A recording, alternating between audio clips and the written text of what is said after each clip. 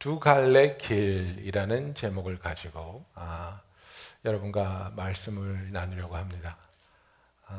여러분은 길눈이 어떠십니까? 길눈이 좋으십니까? 나쁘십니까?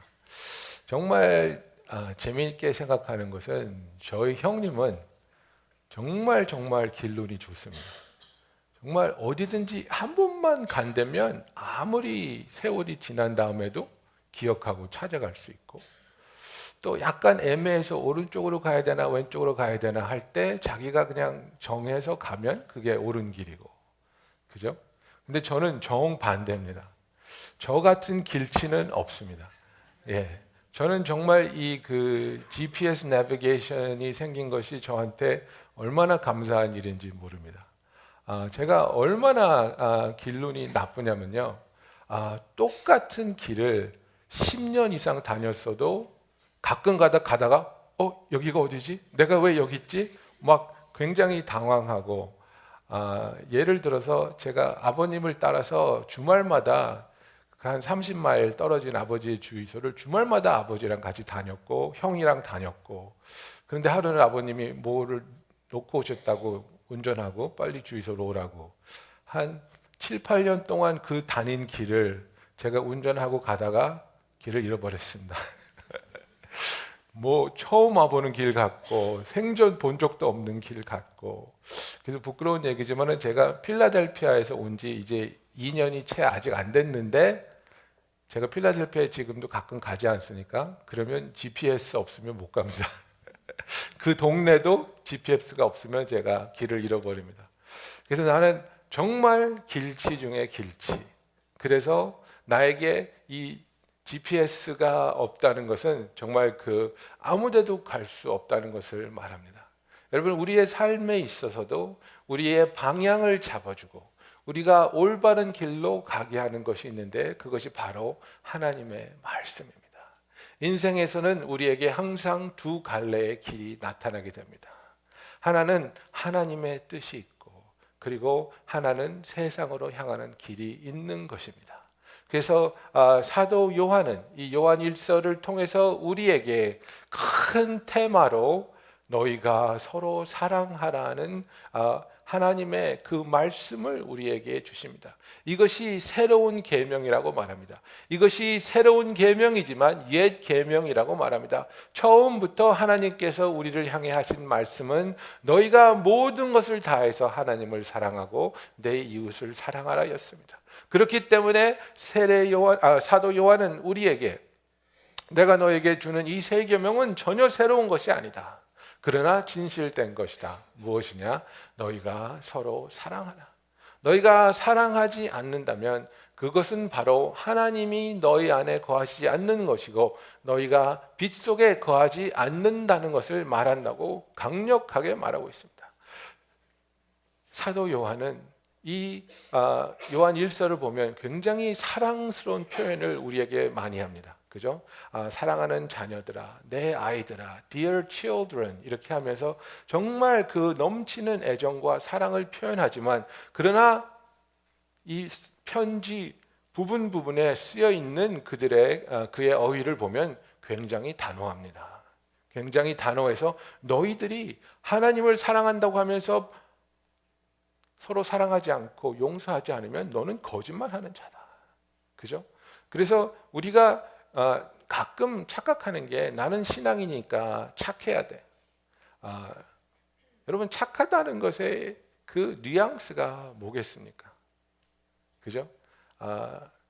요새도 그런지 모르겠는데 제가 이제 젊었을 때 뭐 대학생이나 아니면 젊은 청년일 때 뭐 이제 남자 여자 얘기를 하잖아요. 이 사람을 저 사람한테 소개해 주면 어떻겠어? 저 교회에 어떤 자매가 있는데 그 자매를 이 청년한테 소개해 줬으면 좋겠어. 뭐 이렇게 얘기를 하면 그 다음에 이제 나오는 얘기가 뭡니까? 그 사람 어떤 사람인데? 뭐 잘생겼어? 뭐 힘이 세? 머리가 좋아? 뭐 이렇게 물어보잖아요. 그러면 정말 할 말 없을 때 하는 말이 뭡니까? 착해. 착해. 그죠? 영어로 말하면 nice예요. nice. He's nice. 그죠? 그런데 우리가 너무 신앙생활을 하면서 그런 강박관념이 있는 것 같아요. 나는 크리스찬이기 때문에 나이스해야 된다. 근데 내가 크리스찬이기 때문에 나이스해야 된다는 말은 성경에 어디에도 없어요. 사도 요한도 강한 말을 해야 될 때는 강력하게 말합니다. 예수님도 굉장히 강력하게 말하셨죠. 예, 바리새인들한테 어떻게 말씀하셨습니까? 이 회칠한 무덤들아, 독사의 새끼들아, 그죠? 그게 나이스하신 분입니까? 제 둘째 아들 제레미가 어렸을 때 뭘 잘못해서 항상 야단치면 꼭 나한테 그랬어요. You're not nice. 예, 그럼 나는 I don't care. 나는 너에게 나이스하기 위해서 존재하는 사람 아니야. 나는 네 아빠야. 난 너를 사랑하기 때문에 올바른 길로 인도하기 위해 있는 사람이야. 예, 항상 저는 강력하게 말했습니다. 걔는 맨날 삐졌어요. 아빠는 나이스하지 않다고. I'm sorry, but I don't have to be nice. 그죠? 여러분, 우리가 성경에서 지금 사도 요한이 우리에게 하는 말을 잘 들어야 됩니다. 이것이 정말 우리가 듣고 순종할 때에 이것을 통해서 우리가 변화되고 하나님이 원하는 삶을 살 수 있기 때문입니다. 그냥 좋은 말, 착한 말만 골라서 듣는 게 아니라 내가 소화하기 어렵고 받아들이기 어렵고 실천하기 어려운 말들이라 할지라도 이것이 하나님이 나에게 주시는 말이라면 우리는 받아들이고 순종해야 한다는 사실입니다. 요한일서 2장 4절에 그가 그를 아노라 하고 그의 계명을 지키지 아니하는 자는 거짓말하는 자요 그 진리가 그 속에 있지 아니하도다라고 말하고 있습니다. 그래서 사도 요한은 우리에게 너희가 정말 하나님을 사랑하느냐, 너희가 정말 빛 가운데서 거하고 있느냐, 그것을 알려면 너희가 하나님의 음성을 들었을 때, 하나님의 말씀을 들었을 때 그것에 순종하고 있고 그 믿음대로 행하고 있냐고 말하고 있습니다. 그래서 요한일서 2장 9절에 보면은 빛 가운데 있다 하면서 그 형제를 미워하는 자는 지금까지 어두움에 있는 자요 그 형제를 사랑하는 자는 빛 가운데 거하여 자기 속에 거리낌이 없으나 그의 형제를 미워하는 자는 어둠에 있고 또 어둠에 행하며 갈 곳을 알지 못하나니 그 어둠이 그의 눈을 멀게 하였습니다. 그랬습니다. 여러분, 이 사랑한다는 것, 용서한다는 것만큼 우리에게 힘든 숙제는 없습니다. 그죠? 모두가 사랑스럽다면 왜 하나님께서 우리 보고 사랑하라는 명령을 주셨겠습니까? 사랑하기 힘든 사람들이, 정말 사랑하기 불가능하게 느껴지는 사람들이 우리의 삶에 있기 때문입니다. 왜 우리에게 용서하라고 명하셨습니까? 용서하기 힘들기 때문입니다. 용서하는 것이 불가능하게 느껴지기 때문에 우리에게 하나님께서는 용서하라고 말씀해 주십니다. 그러나 한 발짝 더 나아가서 우리에게 보여주신 것은 무엇입니까?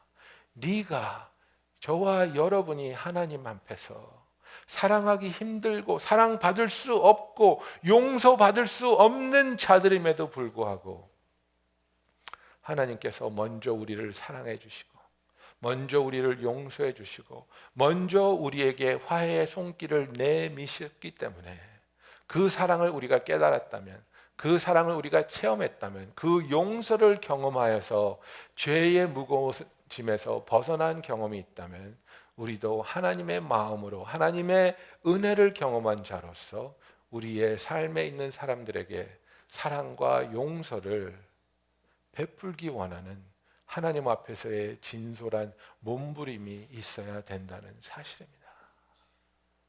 여러분, 우리는 하나님으로부터 사랑을 받았기 때문에 사랑받은 우리가, 나는 사랑받을 만해서 사랑받았습니다. 나는 착합니다. 나는 큰 죄를 짓지 않았습니다. 나는 그렇게 삐딱하게 살지 않았습니다. 우리는 이런 착각을 할 때가 너무나 많이 있습니다. 그러나 우리가 정말 완벽하신 하나님 앞에 설 때, 그 홀리하신 하나님 앞에 설 때 우리가 얼마나 죄인인지 깨달은다면 베드로가 고백한 것처럼 주여 나는 죄인입니다. 나를 떠나소서. 이사야가 고백한 것처럼 나는 망했다. 내가 어떻게 하나님을 내 눈으로 봤을까? 그죠? 제가 테니스를 좀 칩니다. 많이는 안 치고 좀 쳤습니다. 고등학교 때 팀에 있었고 좀 쳤습니다. 그런데 이제 제가 어떤 목사님들을 만나서 교제를 하게 됐는데 이제 그 목사님이 그래요. 정 목사는 운동 좀 해요. 그래서 테니스 좀 칩니다. 그랬어요. 그랬더니 잘 쳐요? 그래서 뭐 잘 치는 건 아니고 재밌게 쳐요. 뭐 꿀리지는 않는 것 같은데요. 그랬어요. 그랬더니 목사님 눈이 탁 번뜩이시더라고요. 그랬더니 그러면 우리 목사님들이 뉴저지에서 가끔 모여서 치는데 한번 오라고. 그래서 예 갈게요. 그리고 갔어요. 그 실내 테니스장에서 치는데요. 세상에 나는 목사님들이 그렇게 테니스 잘 치는 거 처음 봤어요. 너무너무 창피한 거예요. 정말 얼마나 서브가 강하게 들어오고 빨리 들어오고 정확하게 들어오는지 정신없이 패배하고 정말 그 얼굴도 못 들고 그날 도망가듯이 집에 온 기억이 나는데 내 친구들하고 칠 때는 난 좀 잘 친다고 생각했어요. 근데 진짜 고수들 앞에 쓰니까 나는 테니스를 치는 게 아니더라고요. 여러분 그런데 그런 목사님들도 아마 프로들 앞에 서면 얼마나 자기들이 모자라고 부족한 것을 느끼시겠습니까? 여러분 우리가 다른 사람하고 우리를 비교하면 우리는 그렇게 큰 죄인이라고 생각하지 않습니다. 완벽하신 하나님 앞에 설 때 우리는 우리가 얼마나 큰 죄인인지를 깨닫게 되는 것입니다. 그런 우리를 하나님은 사랑하시고 그런 우리를 하나님은 용서하셨고 빛 가운데로 인도하고 계십니다. 그리고 빛 가운데로 인도하시면서 하나님께서 우리에게 하시는 말이 뭐냐면 이 길로 계속해서 걷기 원한다면 너는 사랑하는 것을 배우고 용서하는 것을 배워야 된다는 겁니다. 네가 나의 사랑을 맛봤다 할지라도 네가 나의 용서를 경험했다 할지라도 너의 삶에 있는 사람들을 사랑하지 못하고 용서하지 못하는 선택을 거듭하게 되면 네가 알지 못하는 사이에 너는 다시금 어둠의 길에서 헤매고 있을 것이다. 너는 다시금 이 빛의 길을 벗어나서 어둠의 길 안으로 들어서게 된다는 말씀을 지금 하고 있는 것입니다. 그러면서 요한일서 2장 12절부터 14절이 정말 신학자들이 고민하고 고민하게 하는 구절 중에 하나입니다. 왜 이렇게 세 분류의 이야기를 했을까? 비슷한 얘기 같은데 똑같은 얘기 같은데 그렇게 다른 얘기가 아닌 것 같은데 왜 어린아이가 나오고 아버지가 나오고 청년이 나올까? 그죠? 그래서 주석을 보면 볼 때마다 다 다른 의견을 내고 정말 혼돈스러운 그런 얘기입니다. 그러나 제가 아는 것 한 가지, 제가 내린 결정 하나는 무엇이냐면 우리는 다 하나님 안에서 자녀이고 그래서 사도 요한이 우리에게 너희들은 다 하나님의 자녀 아니냐? 너희들은 하나님의 자녀로서 너희들의 죄가 예수 그리스도로 말미암아 사함 받은 것을 경험하지 않았느냐? 그래서 우리들에게 이렇게 이야기를 하면서 그러나 너희 중에 이제는 아버지 된 자가 있고 너희 중에 아직은 청년인 자가 있다 이겁니다. 너희들은 다 하나님 안에서 자녀이지만 그분의 자녀이지만 그러나 너희 중에 성숙해서 제자를 키워내는 사람이 있고 믿음의 자녀를 양육하는 자들이 있지 않느냐. 그리고 너희 중에 청년으로서 정말 뜨거운 열정을 가지고 하나님을 만나고 하나님을 경험하면서 하나님이 너에게 부탁하신 일을 하나님과 함께 이루어 나가고 있는 이들이 있지 않느냐 하시면서 우리에게 하는 이야기가 무엇입니까? 자녀들아 내가 너에게 쓰는 것은 너희 죄가 그의 이름으로 말미암아 사함을 받았으며 아비들아 내가 너에게 쓰는 것은 너희가 태초부터 계신 이를 알았으며 청년들아 내가 너에게 쓰는 것은 너희가 악한 자를 이겼음이라. 아이들아 내가 너에게 쓴 것은 너희가 아버지를 알았으며 아비들아 내가 너에게 쓴 것은 너희가 태초부터 계신 이를 알았으며 청년들아 내가 너에게 쓴 것은 너희가 강하고 하나님의 말씀이 너희 안에 거하시며 너희가 흉악한 자를 이기었음이라. 여러분 우리가 태초부터 계신 하나님께서 우연찮게 우리를 발견하시고 우연찮게 우리를 구원해 주신 것이 아니라 처음부터 그분의 계획 속에서, 처음부터 그분의 섭리 속에서 우리가 창조되었고 우리가 부르심을 받았고 구원을 받았으며, 구원을 받은 우리들에게는 하나님이 소원하시는 선한 일이 준비되어 있다는 것입니다. 그 준비된 일에 우리가 동참하고 애쓰는 것이 당연히 청년으로서, 열정을 가진 하나님의 자녀로서 해야 할 일인데, 그것은 무엇입니까? 그것은 바로 우리가 하나님 안에서 예수 그리스도를 통해서 강해지고 예수 그리스도를 통해서 우리 안에 거하시는 그분과 함께 마귀의 사역을 이기는 것이 바로 우리의 일이라는 것입니다. 여러분, 마귀의 가장 큰 사역이 무엇입니까? 마귀의 가장 큰 사역은 우리로 하여금 사랑하지 못하게 하는 겁니다. 용서하지 못하게 하는 겁니다. 우리가 종교적인 일을 하는 거 마귀 방해하지 않습니다. 여러분, 한 번이라도 여러분이 헌금 쓰려고 그러는데 펜이 움직이지 않는 경험 해본 적 있습니까? 이게 왜 안 써지지? 이게 왜 안 써지지? 아닙니다. 10불을 내든 10,000불을 내든 1,000,000불을 내든 내게 합니다. 교회 가서 봉사하는 거 다 줍니다. 그런 거 방해하지 않습니다.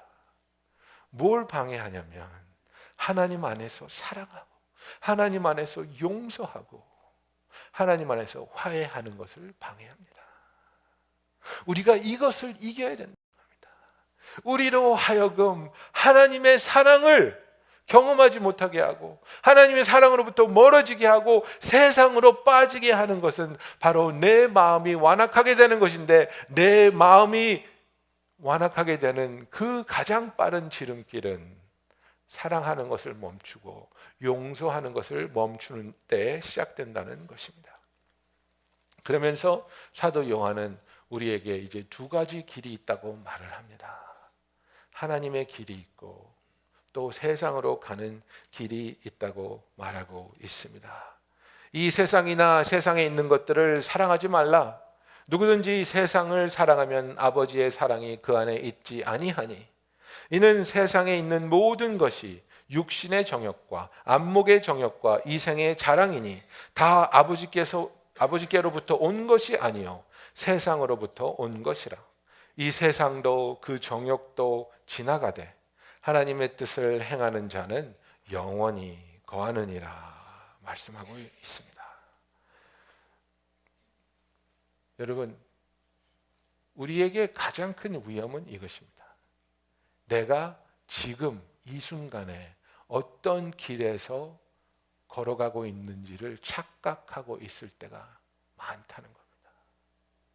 당연히, 그죠 여러분? 당연히 크리스찬에게 당신은 지금 하나님의 길을 가고 있습니까? 세상의 길을 가고 있습니까? 그럼 우리가 뭐라고 생각하고 뭐라고 대답하겠습니까? 하나님의 길을 가고 있습니다. 당연히 그렇게 생각하지 않겠습니까? 당연히 그렇게 믿고 있지 않겠습니까? 당연히 내가 예수님을 사랑하는데, 당연히 내가 구원받은 하나님의 자녀인데 하나님의 길을 가고 있지요. 이렇게 생각한다는 겁니다. 그런데 그것이 정말인지 아니면 착각인지를 알아보는 방법을 사도 요한이 보여주고 있습니다. 너의 마음에 있는 열정이 무엇을 향하고 있냐, 이겁니다.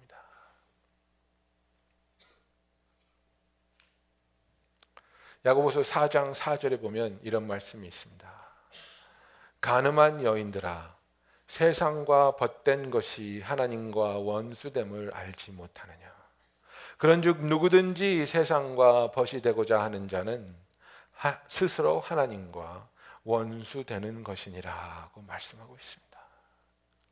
우리가 세상에 속해서 살지만은 세상에 있는 것들, 세상에서 누릴 수 있는 것, 가질 수 있는 것, 경험할 수 있는 것을 더 우선시하고 더 중요하게 생각할 때 우리는 세상의 길로 나가고 있는 것입니다.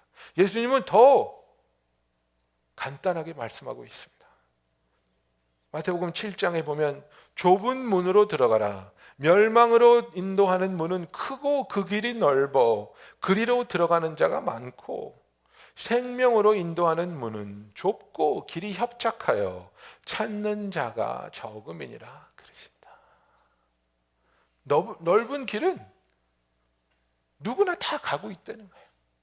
세상으로 가는 길, 멸망으로 가는 길은 쉽고 찾기도 쉽고 모든 사람이 그 길에서 달려가고 있다는 거예요. 그러나 생명으로 가는 길은 문이 좁고 협착하여서 찾는 자가 적다고 하였습니다. 여러분, 좁은 길을 들어가 보신 적이 있습니까? 저는 그 아프리카에 갔다가 케냐에서 이제 그 마사이 사람들이 사는 집에 한번 초대돼서 가본 적이 있습니다. 이 마사이 사람들은 그 소똥하고 진흙을 섞어서 이렇게 이제 집을 만드는데 벌레가 많기 때문에 집 한가운데에 아궁이가 있고 거기서 항상 불을 뗍니다. 그래서 이제 연기가 계속 나게 해서 벌레들이 들어오지 못하게. 그래서 집을 들어가는 것이 이렇게 달팽이 뇌관처럼 꼬불꼬불 뺑그르르 둘러서 들어가게 좁게 길을 만들어 놨어요. 그런데 문제는 뭐냐면 고개를 들면 이 연기가 내 눈과 코에 들어가기 때문에 숨을 쉴 수가 없어요. 그래서 몸을 이렇게 수그리고 들어가야 되는데 제가 뭣도 모르고 들어가라 그래서 탁 반쯤 들어갔는데 연기가 눈과 코에 막 들어오니까 패닉이 오는 거예요. 숨을 쉴 수가 없는 거예요. 그래서 너무 놀래고 당황해서 몸을 돌이켜서 나가려고 그러는데 제 몸이 날씬하지가 않아서 낑긴 거예요. 몸을 돌리지는 못하겠고 숨을 쉬지는 못하겠고 너무나 당황스러운 거예요. 그래서 무릎을 꿇었어요. 무릎을 꿇고 기어서 들어갔어요. 그래서 살았는데 그때 그 마사이 추장님이 나를 보고 얼마나 웃든지 정말 창피하면서도 막 분노가 근데 정말 예수님이 말하는 그 좁은 길이라는 게 그런 길입니다, 여러분. 너무 좁고 협착해서 정말로 그 안을 지나가기조차가 괴로운, 그죠? 그런데 요새 우리 크리스찬들이 추구하는 것은 이런 좁은 문이 아닌 것 같습니다. 우리가 추구하는 것은 편안함입니다. 그죠? 편안함. 김동호 목사님이 잘 하시는 말씀이 있습니다. 너희는 평안을 구하냐, 편안을 구하냐. 저는 그 말이 참 저에게 와 닿았습니다. 하나님 안에서 평안을 구해야 되는데 우리는 이 세상에서 편안을 구하고 있습니다. 더 쉽게 살고 더 쉽게 지내고 더 쉽게 내가 원하는 것을 얻을 수 있는 편안을 위해서 하나님과의 평안을 내려놓을 때가 너무나도 많다는 사실입니다. 그래서 사도 요한은 이 16절에 세 가지를 가지고 우리에게 네가 지금 올바른 길에 서 있는지 아니면 잘못된 길을 가고 있는지 알아볼 수 있다. 그러면서 세 가지를 말하고 있습니다. There's pleasure, possessions and pride. 그죠? 육신의 정욕과 안목의 정욕과 이생의 자랑입니다. 그런데 여기서 이 정욕이라고 번역된 단어가 이제 영어로 하면 desire인데요. 이게 헬라어로는 에피투미아라는 단어입니다. 이 에피투미아라는 단어는요, 그냥 정욕이 아니라 나를 사로잡아서 나를 불사르게 만드는 정욕입니다. It's a desire that consumes me. 나의 모든 생각, 나의 모든 것을 사로잡는 그런 정욕입니다. 골프 치시는 분들 무슨 얘기인 줄 아시죠? 내일 필드 나가기로 약속 잡으면 그 전날부터 골프채를 꺼내서 닦고 집안에서 스윙을 하고, 그죠? 잠을 못 자고. 당구 치시는 분 아시죠? 당구 치기 시작하면 밤에 잠을 자려고 누웠는데 당구대가 딱 보이잖아요. 공이 이렇게, 그죠? 저는 그거를 테트리스 할 때 한번 경험한 적이 있어요. 테트리스가 이렇게 밤에 이렇게 내려와요. 이걸 이렇게 돌려서 여기다 끼워야 되고 여기다 끼워야 되고. 정말 죄송한 얘기인데 제가 낚시를 좋아하거든요. 낚시를 좋아하는데 요새는 1년에 한 번도 못 가는 것 같은데 어쨌든 낚시 가기로 하면 그 전날은 그냥 꼴랑 셉니다. 잠이 안 와요. 너무 좋아서, 너무 흥분돼서 매듭을 매고 바늘을 보고 추를 세고 잠을 못 자요. 너무 좋아서. 오직 낚시, 오직 고기 잡을 생각에. 그죠? 이게 바로 에피투미아입니다. 결혼하기 전날 주무신 분 계세요? 저는 결혼하기 전날 너무 설레고 떨려서 잠을 못 잤는데, 그죠? 이게 에피투미아입니다. 그래서 이 세상에서 육신의 정욕은 뭡니까? 여러분, 플레저를 말합니다. 육신은 플레저를 추구하게 되어 있습니다. 쾌락을 추구하게 되어 있습니다. 이 쾌락을 위해서 나의 모든 것을 불사르는 사람이 있는가 하면, 그죠? 그 다음에는 안목의 정욕, 눈이 보는 것의 정욕은 무엇입니까? 내가 가질 수 있는 것, 포세션들을 말합니다.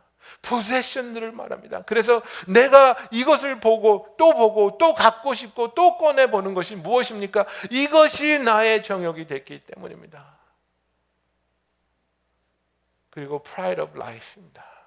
내가 삶에서 이렇게 많이 느꼈어. 내가 삶에서 이렇게 많이 가졌어. 내가 삶에서 이렇게 많이 올라갔어. Pleasure, possession and pride. 이것이 우리의 에피투미아가 될 때에 우리는 죽음으로 인도하는 세상으로 가는 길에 서 있다는 이야기입니다. 로마서 6장 12절에 보면 이렇게 되어 있습니다. 그러므로 너희는 죄로 너희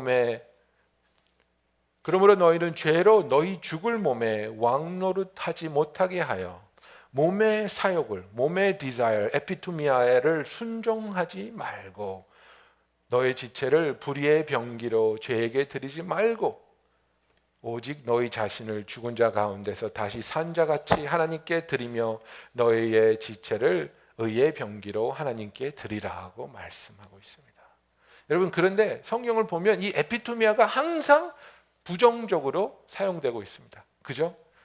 나를 불사르는, 나를 잡아삼키는 이 열정, 이 정욕. 그런데 우리가 사도 바울이 이 에피투미아를 하나님의 그 기쁨으로 사용한 곳이 있습니다. 빌립보서 1장 23절입니다. 내가 그 둘 사이에 끼었으니 차라리 세상을 떠나서 그리스도와 함께 있는 것이 훨씬 더 좋은 일이라 그렇게 하고 싶으나 그럽니다. I am torn between the two. I desire to depart and be with Christ, which is better by far. 그죠? 여기서 I desire 이렇게 내가 세상을 떠나서 그리스도와 함께 하는 것이 나에게는 에피투미아라고 사도 바울은 말하고 있습니다. 이 세상의 그 어떤 것도 나에게는 에피투미아가 될 수 없다. 이 세상에서 나에게 보여줄 수 있고 먹어볼 수 있게 할 수 있고 만지게 할 수 있고 가질 수 있게 하는 그 어떤 것도 나에게는 에피투미아가 될 수 없다. 나의 유일한 에피투미아는 나의 모든 것을 불사르게 하고 나의 모든 것을 희생하게 하는 것은 예수 그리스도 한 분이라는 사실입니다. 이 세상의 그 어떤 것이 나의 에피투미아가 되는 것이 아니라 예수님 그분이, 오직 예수님만이 저와 여러분의 에피투미아가 되기를 예수님의 이름으로 축원합니다. 여러분, 우리는 항상 내가 올바른 길을 가고 있는가를 돌아봐야 됩니다. 내가 올바른 길을 가고 있는가? 이것이 정말 주님께서 나를 인도하고 있는 길인가? 아니면 내가 알게 모르게, 나도 모르게 더 편한 것을 찾고 있고 세상에서 좋다 하는 것을 바라보고 있고 세상 사람들과 별로 차이 없는, 별반 차이 없는 그런 것들을 하기 위해서 하나님께서 초청하시는 것들에 대해서 내가 거절하고 다음으로 미루고 있지는 않는가? 여러분, 세상이 우리에게 보여주는 것들이 다 죄악은 아니라는 것을 아셔야 됩니다. 자녀들과 베케이션 가는 것이 죄악입니까? 깨끗한 집에서 깨끗한 물과 음식을 먹는 것이 죄악입니까? 망가지지 않는 새 차를 타는 것이 죄악입니까? 죄악 아닙니다. 그러나 이런 것들이 나의 에피투미아가 돼서 오직 이런 것들만을 추구하면서 이런 것들을 소유하고 이런 것들을 가지기 위해서 그리고 이런 것들을 통해서 나의 아이덴티티를 형성하게 될 때에 우리는 하나님께서 나를 부르시는 길에서 벗어날 수밖에 없다는 사실입니다. 여러분, 우리의 삶에 있어서 가장 의미 있고 가장 소중한 것은 무엇입니까? 남는 겁니다. 남아야 됩니다. 그죠? 우리 청년들 그런 얘기해요. 연애하다가 헤어지면 많이 먹고 사진 많이 찍어야 돼. 남는 건 사진하고 먹은 거밖에 없어. 이런 얘기 합니다. 사도 요한도 같은 얘기 했습니다. 요한 1서 2장 17절에 이 세상도 그 정욕도 지나가되 오직 하나님의 뜻을 행하는 자는 영원히 거하느니라 그랬습니다. And the world is passing away along with its desires, but whoever does the will of God abides forever. 이렇게 말씀하고 있습니다. 여러분, 우리에게 남는 것이 무엇입니까? 사진 열심히 찍으시죠. 사진 정말 찍어서 정말 꼼꼼한 분은 막 연도별로, 달별로, 막 날짜별로 쫙 이렇게 해놓으시잖아요. 근데 제가 우리 제다이가 태어났을 때는 그렇게 했어요. 제다이가 태어났을 때는 달별로, 그 달 안에 들어가면 주별로, 주 안에 들어가면 날짜별로 뭐 애 사진을 막 몇백 장씩 찍어가지고 다 넣어놨는데, 제레미가 태어난 다음에 보니까 1년에 그냥 1년에 한 30장 들어있어요. 그리고 웃긴 거는 그걸 또 보지도 않아요. 그렇게 찍어놨는데 별로 보지도 않아요. 여러분 잘 보세요. 이 사진을 정말 그렇게 열심히 찍으시는 거 뭐 나쁜 거 아니고 아름답죠. 추억이니까. 그 사진들을 우리가 하늘나라에 가지고 갈 수 있을까요? 없을까요? 이 세상에서 여러분들이 소중하게 여기는 것들, 정말 소중하게 여기는 것들이 영원할까요? 영원하지 않을까요? 우리를 불타오르게 하고 우리를 송두리째 삼킬 듯한 이 세상을 향한 에피투미아들이 영원하지 못하다는 사실입니다. 다 지나간다는 겁니다. 다 지나가고 오직 영원히 남을 수 있는 것은 하나님을 사랑하고 하나님의 말씀 안에 거하여서 그와 동행하는 저와 여러분의 구원받은 영혼이라는 사실입니다. 여러분은 영원히 지킬 수 없는 것을 지켜보려고 애쓰고 있습니까? 아니면 영원히 간직될 수 있는 것을 하나님이 이미 지키고 계신 그것을 우리가 믿기 때문에 그의 품 안에서 그와 동행하고 있습니까? 가끔가다 바닷가에 아이들이랑 가면 저는 그런 놀이를 합니다. 파도가 닿을랑 말랑 하는 데다가 웅덩이를 파기 시작합니다. 그리고 그 웅덩이를 지킬 모래로 벽을 쌉니다.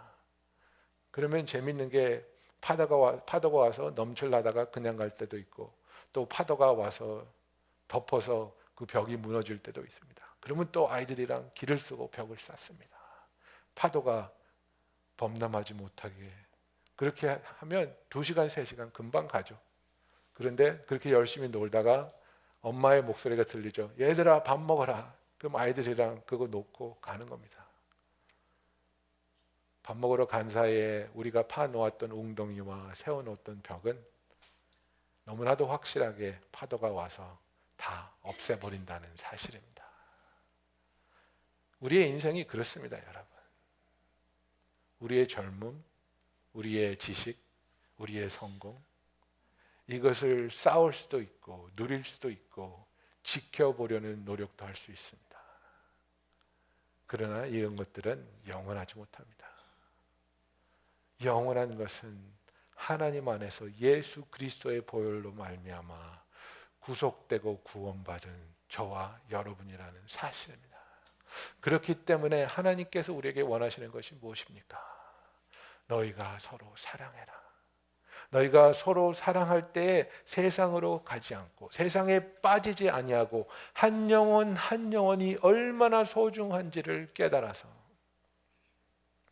그 한 영혼을 위해서 예수 그리스도의 보혈을 쏟아 부으신 것처럼 우리가 동일한 마음으로 서로 사랑할 수 있고 서로 용서할 수 있고 서로 이해할 수 있으며 한 마음이 되어서 하나님의 일에 동참할 수 있기를 예수님의 이름으로 축원합니다.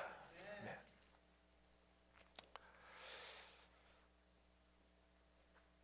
우리의 삶에 있어서 우리의 에피투미아가 되기 위해서 오신 예수 그리스도를 바라보시기 원합니다. 여러분, 지금 여러분의 마음을 사로잡고 있는 것들이 무엇이 있습니까? 자녀들입니까? 배우자입니까? 사업입니까? 취미생활입니까? 이런 것들이 여러분의 에피투미아가 영원히 지속될 수 있는 에피투미아가 될 수 있다고 생각하십니까? 영원히 빛나고 영원히 변치 않으실 예수 그리스도가 저와 여러분의 에피투미아가 되기를 예수님의 이름으로 축원합니다. 기도하겠습니다.